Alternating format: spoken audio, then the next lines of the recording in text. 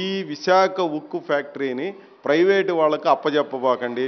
దీనికి అవసరమైన సొంత గనులు కేటాయించండి.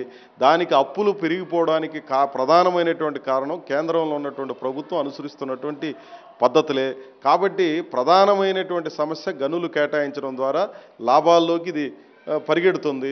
కాబట్టి గనులు కేటాయించండి అని పదే పదే అడుగుతుంటే దాని గురించి మాట్లాడకుండా 35,000 కోట్ల రూపాయల అప్పులు అయిపోయింది, మేము ఒక 11,000 కోట్ల రూపాయలు ఇస్తున్నాం, కాబట్టి లాభాల్లోకి ఇది పరిగెత్తాలని చెప్పి మాట్లాడుతూ ఉన్నారు. వాస్తవంగా ఒక్క ఏడాదికి అవసరమైనటువంటి మెయింటెనెన్స్కే 18,000 కోట్ల రూపాయలు ఖర్చు చేయాల్సిన పరిస్థితి విశాఖ ఉక్కుకుంటే కేవలం నువ్వు ఒక 11,440 కోట్ల రూపాయలు కేటాయించేసి మేము చాలా బ్రహ్మాండంగా చేసామని చెప్పి జబ్బలు తెచ్చుకోవడం సరైనటువంటిది కాదు.